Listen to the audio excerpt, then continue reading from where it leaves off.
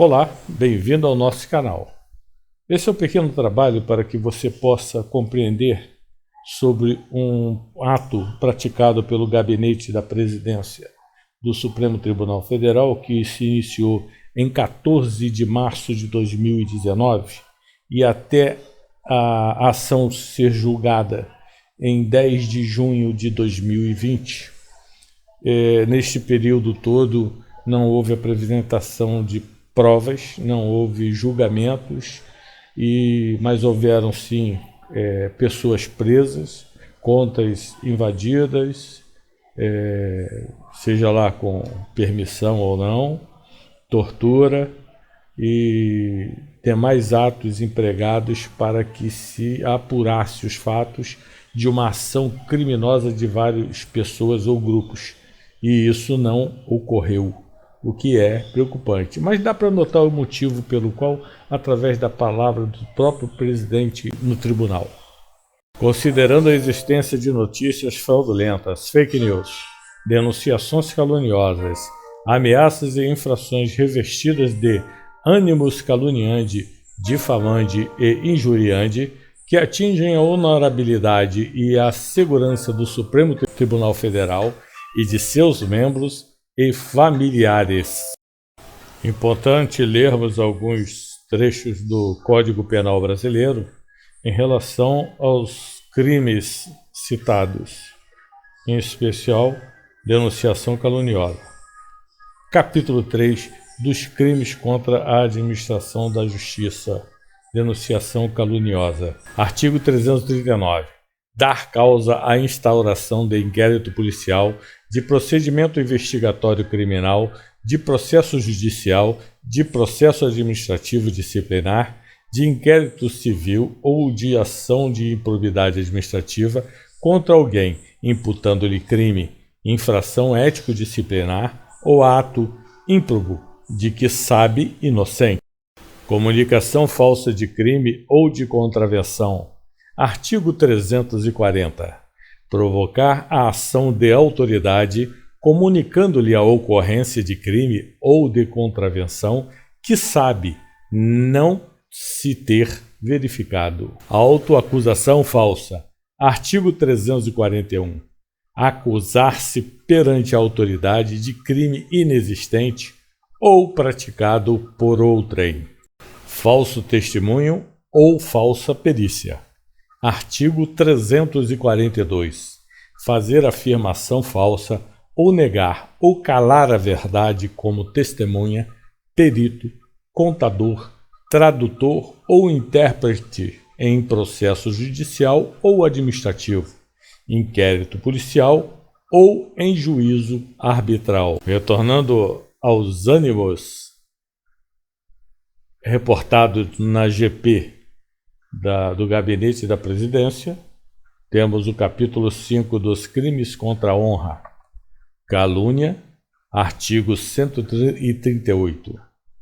Caluniar alguém imputando-lhe falsamente fato definido como crime. Difamação, artigo 139.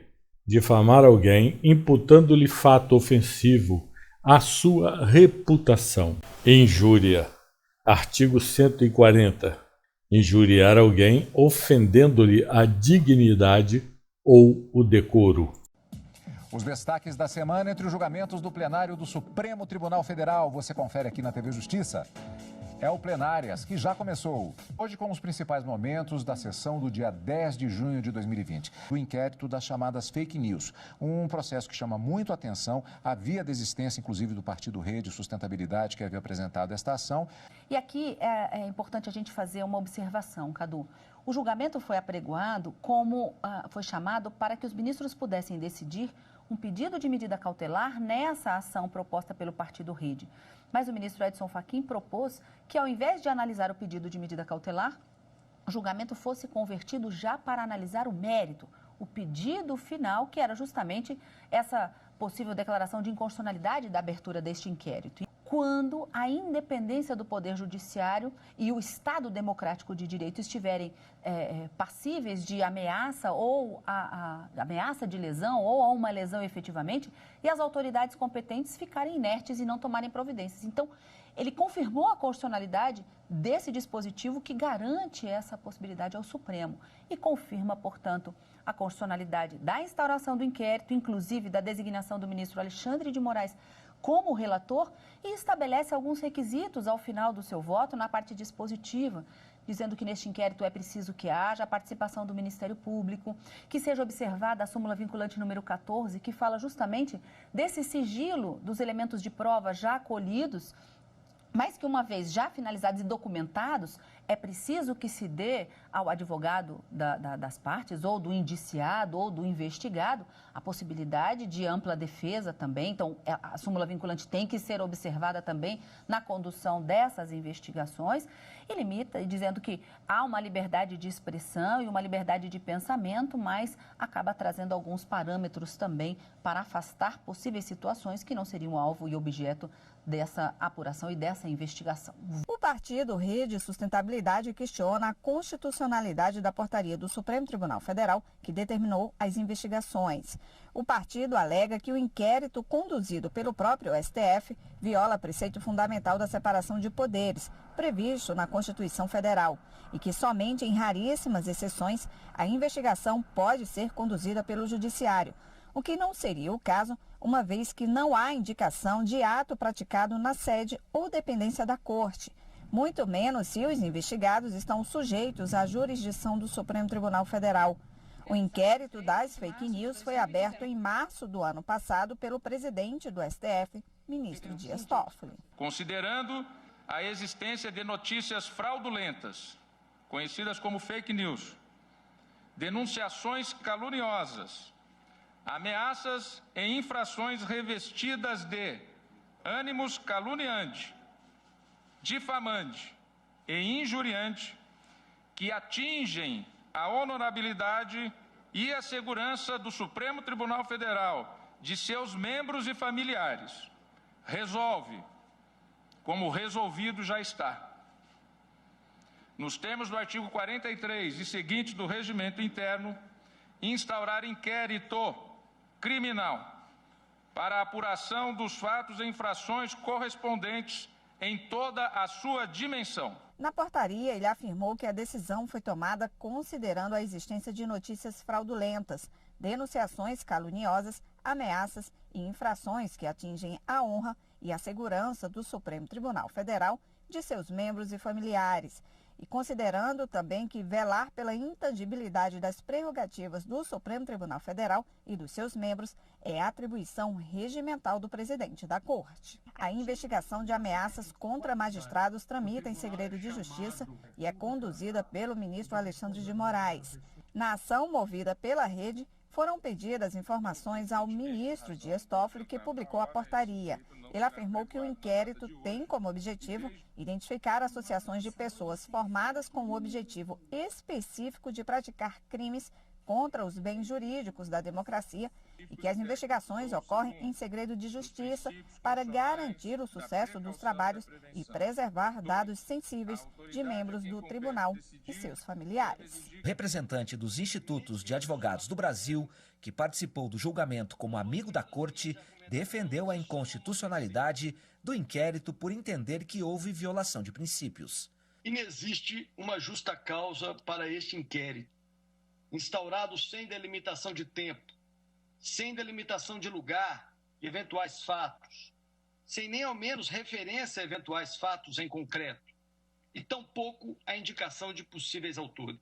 A Advocacia Geral da União defendeu a regularidade da portaria. A delicadíssima questão de distinguir, de um lado, fake news, do legítimo exercício, de outro lado, da liberdade de expressão e da liberdade de imprensa. A prática mostra a imensa dificuldade de caracterizar o que seria uma fake news. O Procurador-Geral da República, Augusto Aras, voltou a defender a legalidade da investigação, desde que haja a participação do Ministério Público. Para que esta Suprema Corte estabeleça as balizas necessárias para que o inquérito da fake news não se eternize, mantenha-se no universo de um objeto delimitado e que propicie que todas os seus atos e diligências sejam previamente submetidos à apreciação do Dominus Litis, que é o Ministério Público Federal. O ministro Edson Fachin rebateu vários pontos da ação do Partido Rede. Destacou a importância das investigações para punir quem veicula ou financia notícias falsas. No seu voto, ele julgou improcedente o pedido da ação e validou o inquérito. No limite de uma peça informativa, o procedimento, primeiro, seja acompanhado pelo Ministério Público. Segundo, seja integralmente observada a súmula vinculante 14. Terceiro, limite-se o objeto do inquérito a manifestações que, denotando risco efetivo à independência do Poder Judiciário pela via da ameaça aos membros do Supremo Tribunal Federal e a seus familiares, atentem assim contra os poderes instituídos, contra o Estado de Direito e contra a democracia. E quarto, observe a proteção da liberdade de expressão e de imprensa nos termos da Constituição. Presidente, inicio prestando um esclarecimento. Um esclarecimento que é feito considerados os menos avisados, aqueles que não atuam na área do direito. O inquérito, ora em exame nesta DPF, não foi instaurado pelo colegiado. O colegiado foi comunicado sobre a existência dele na sessão do dia 14 de março de 2019, oportunidade na qual o relator designado não recebeu os autos do inquérito por distribuição, lançou: presidente, aceito a designação e iniciarei imediatamente os trabalhos. Qual é o teor do ato praticado pela presidência? O teor da portaria GP 69, de 14 de março de 2019. Ei-lo, o presidente do Supremo Tribunal Federal, no uso de suas atribuições que lhe confere o regimento interno, considerando que velar pela intangibilidade das prerrogativas do Supremo Tribunal Federal e dos seus membros, é atribuição regimental do presidente da Corte. Agradeço a Vossa Excelência pelo zelo.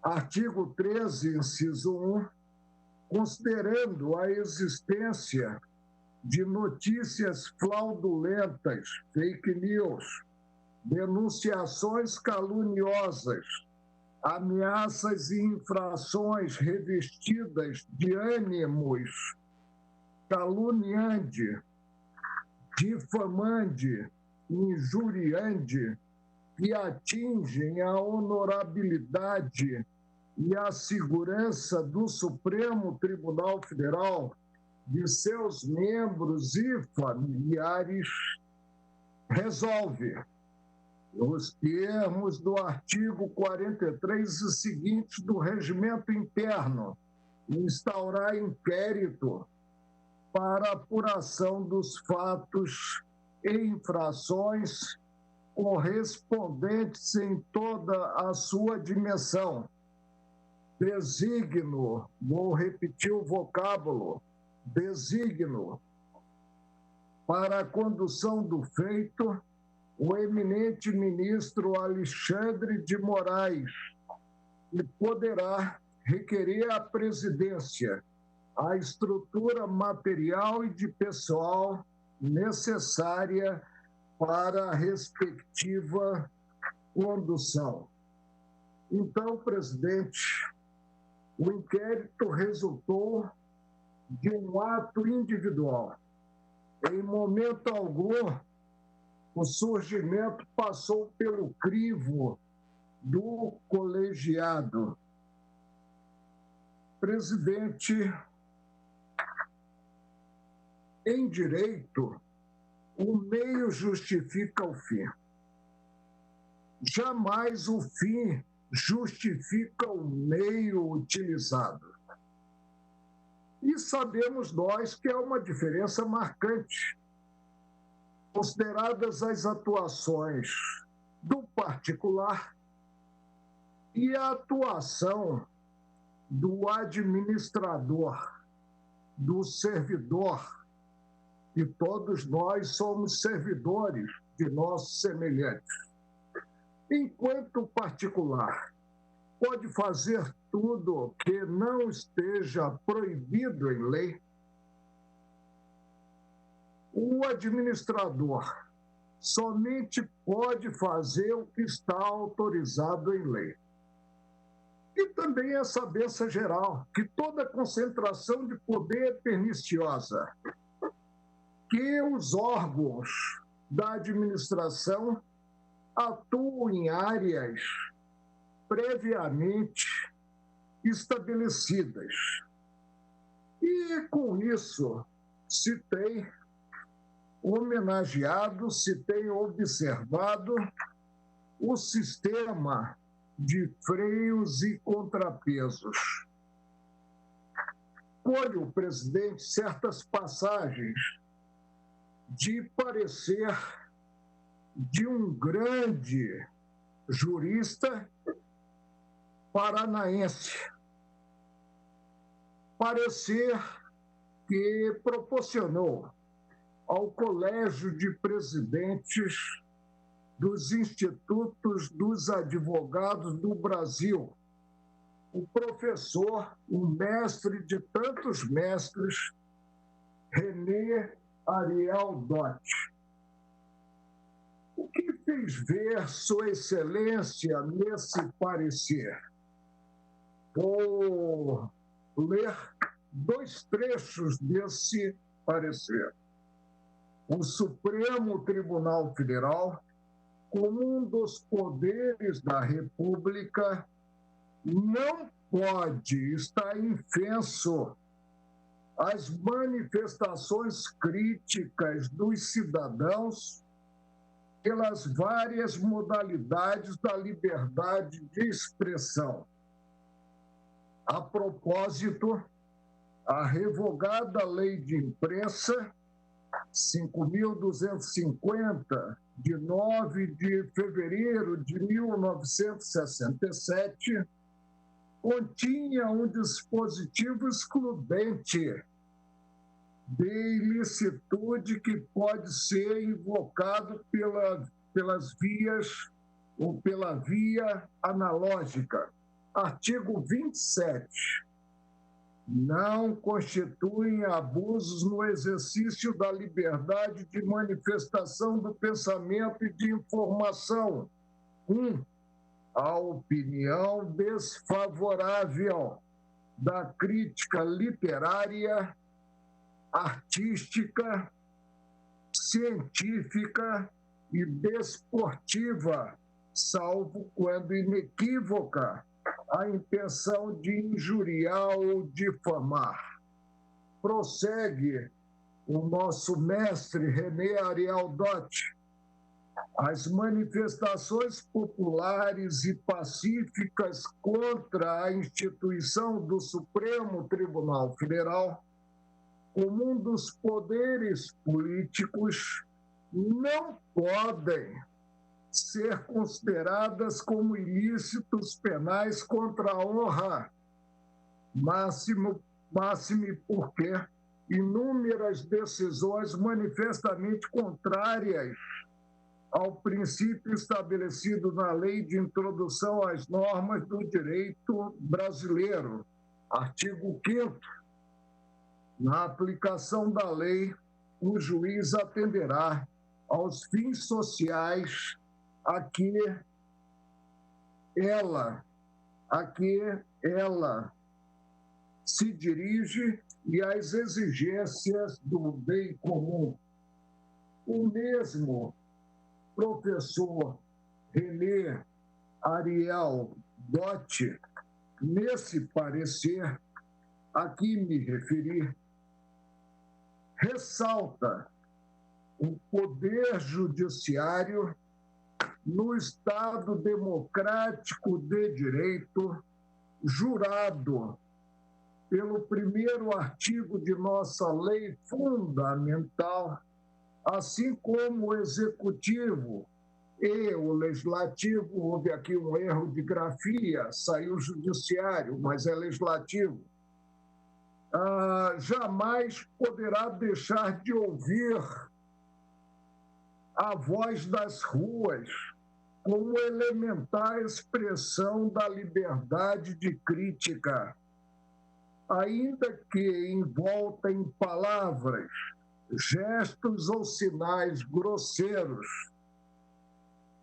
Prossegue Sua Excelência, o mestre René Ariel Dotti: não se pode exigir do homem do povo, uma das vítimas indefesas do atraso da justiça, o refinamento de linguagem própria das tribunas das cortes judiciárias, nas quais a elegância de trato não raro assume os contornos da vassalagem profissional em busca do voto. Sabe as palavras, presidente, que devem estar sempre presentes em nossos atos e em nossas posturas judicantes. O que se tem na espécie? Tem-se que há um sistema constitucional que não pode ser afastado do cenário jurídico. Esse sistema não é um sistema inquisitório. Esse sistema é um sistema acusatório. O que se verifica comumente quanto ao cidadão comum? Os inquéritos são instaurados pela autoridade policial. O que se verifica em relação àqueles que detêm a prerrogativa de serem julgados por este ou aquele órgão do judiciário? A provocação, mas sempre verificada, para que se chegue à instauração do inquérito. E no âmbito do Supremo, por exemplo, considerados que têm a prerrogativa de serem julgados proposta ação penal pública incondicionada pelo Supremo, já se assentou que cabe ao Procurador-Geral da República provocar. O judiciário é um órgão inerte, há de ser provocado para poder atuar. A instauração do próprio inquérito. Empolgou-se no ato, na portaria editada, o artigo 43 do Regimento Interno do Tribunal.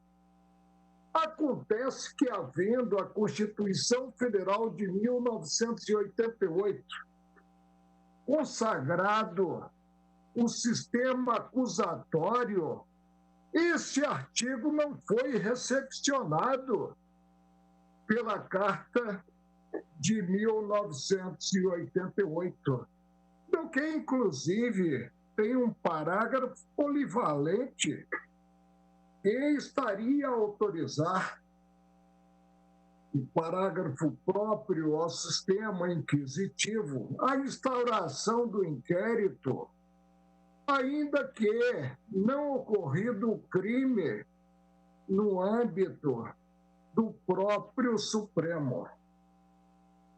O que ocorreu agora, ultimamente, no episódio do folgatório, considerado que veiculado por aquele que soltou sobre o Supremo inúmeros foguetes.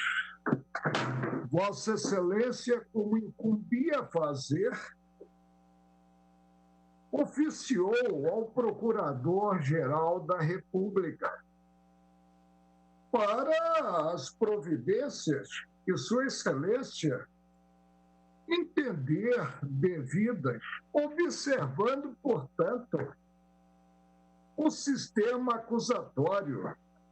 Órgão judiciário não consubstancia o Estado acusador e nem se diga que essa visão não é própria ao Supremo.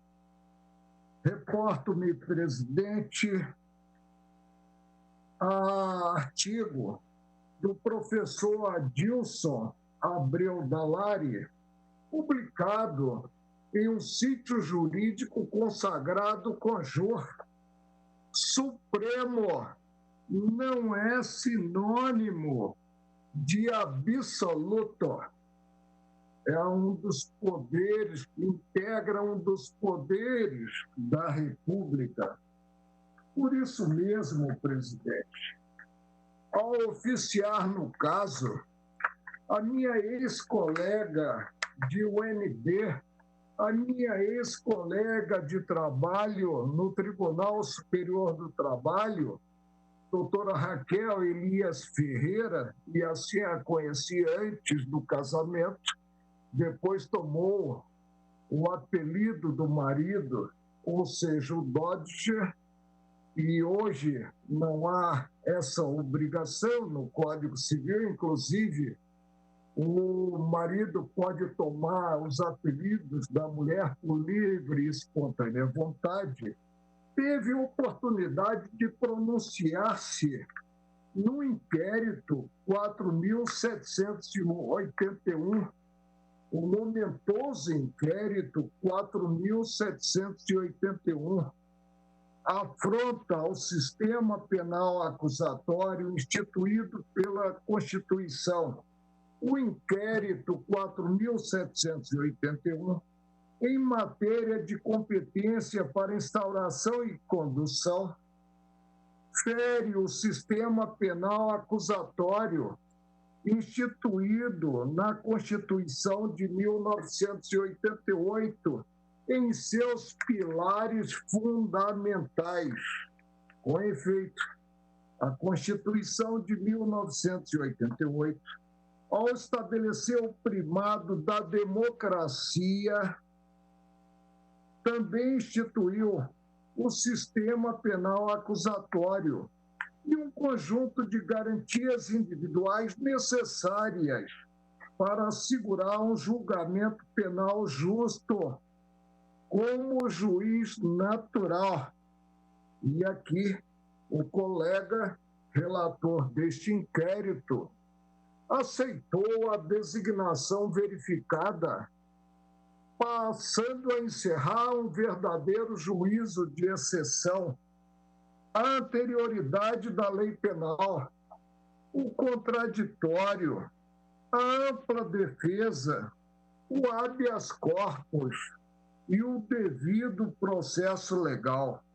A expressão máxima, mas não única, do sistema penal acusatório está contida no artigo 129, inciso 1 da Constituição, que separa nítida e inexoravelmente as funções de acusar e julgar.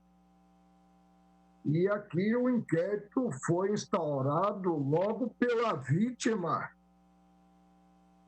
do que assacado, e julgar, até então passíveis de serem acumuladas pelo juiz, ao atribuir privativamente ao Ministério Público a titularidade da ação penal pública. Não é pouco. A Constituição promoveu uma transformação radical de sistemas, instaurando uma nova era penal no Brasil, que tem sido responsável pela transformação do sistema de justiça, tornando o sistema de justiça mais confiável e fazendo a lei valer para todos. E aí eu não concordo, presidente, com um artigo seguinte, publicado pelo professor Adilson Abreu Dallari, no mesmo sítio jurídico Conjur, em que ele diz: todos são iguais perante a lei, exceto os 11 brasileiros do Supremo.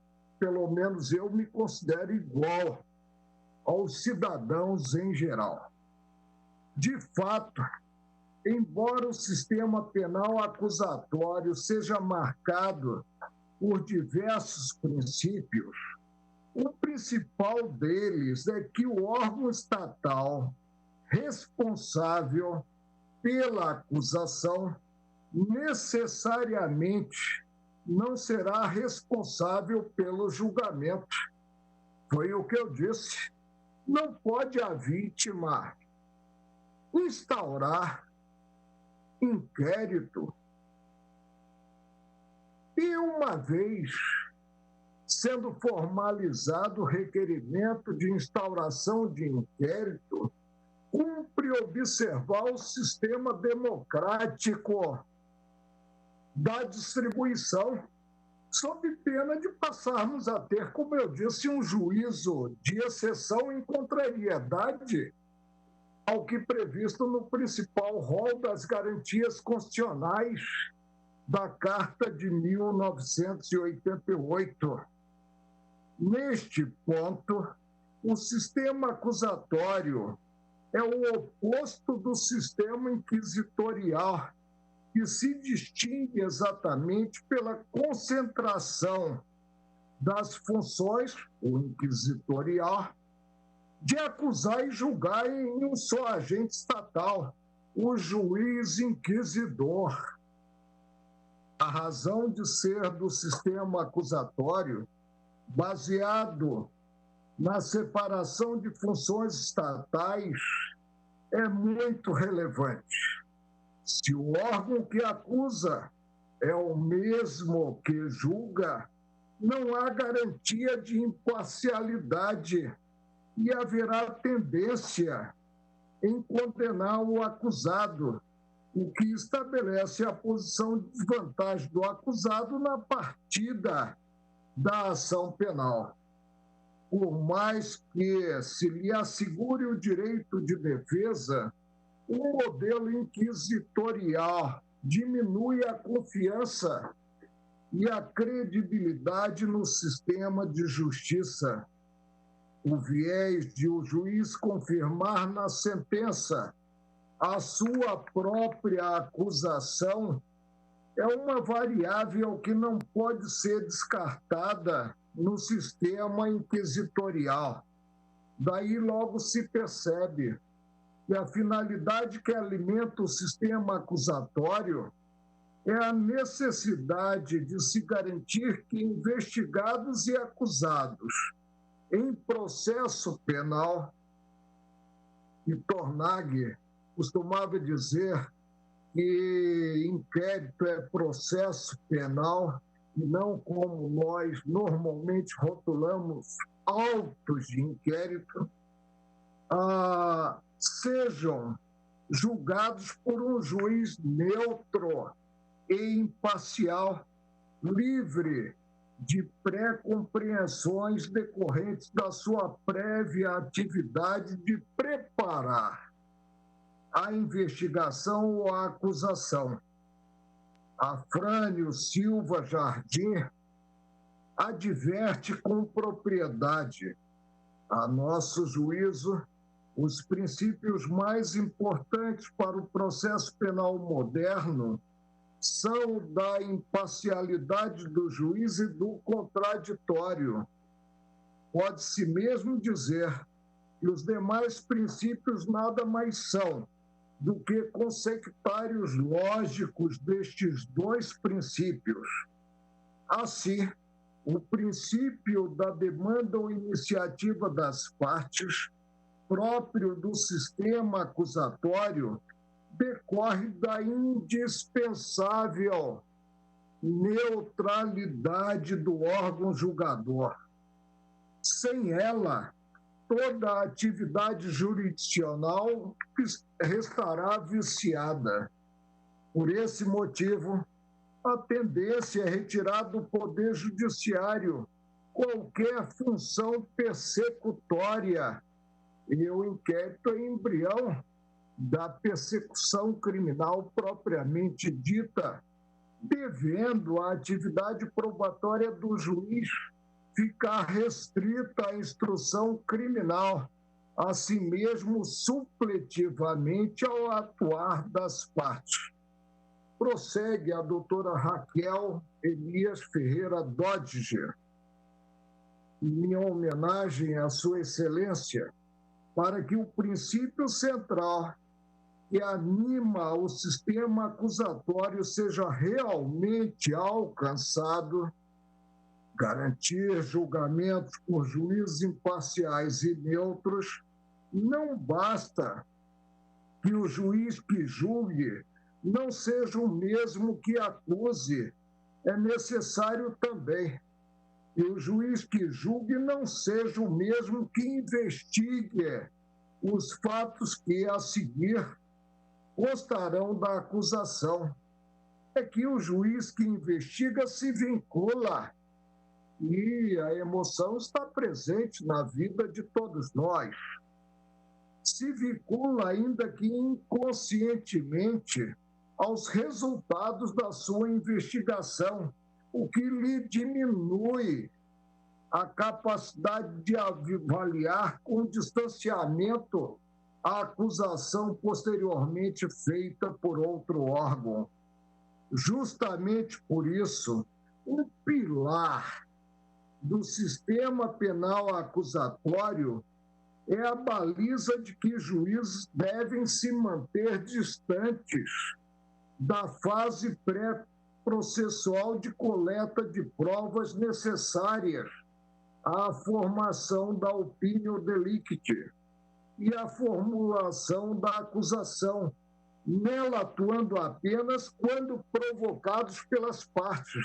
O que se dá, por exemplo, estamos cansados de proceder assim, quando a situação concreta requer um ato de constrição contra possível envolvido. Aí sim, cabe, mesmo assim, por provocação e não iniciativa do órgão, cabe ao judiciário atuar. Princípio do ne procedate e o dex de ofício. E ainda assim, apenas para decidir questões legais, como eu acabo de antecipar, jamais para análise da linha investigativa ou da conveniência ou oportunidade na produção probatória. Como decorrência desse pilar central do sistema acusatório, para que o sistema processual penal seja genuinamente acusatório, magistrados não devem instaurar, sem prévia provocação dos órgãos de persecução penal, e na fase de investigação, magistrados não devem ter iniciativa probatória. Os meios justificam o fim, não o fim os meios. Cabendo nessa atividade ao órgão de acusação no Brasil, a teor da Constituição Federal, o Ministério Público, destinatário da prova produzida. Descumpridos tais preceitos, traços do sistema inquisitorial revelam-se enodoando o sistema penal acusatório.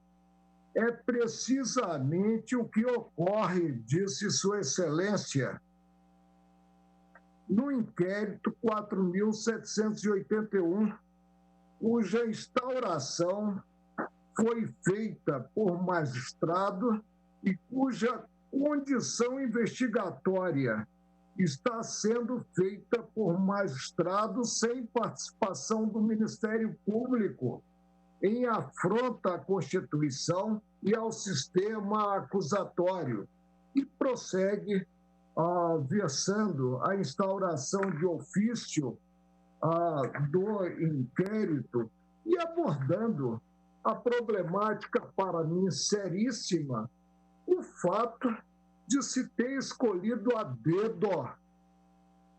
Eu não aceitaria essa relatoria. O relator do inquérito, sem observância do sistema democrático da distribuição. Presidente, estamos diante de um inquérito natimorto e ante as achegas verificadas depois de instaurado, diria mesmo um inquérito do fim do mundo sem limites. Peço vênia, presidente, a maioria cachapante já formada de 8 votos para dissentir. E o faço acolhendo o pedido formulado na arguição de descumprimento de preceito fundamental para fulminar o inquérito, porque o vício inicial contamina a tramitação. Não há como salvá-lo em que pese a ótica revelada posteriormente pela mesma Procuradoria-Geral da República.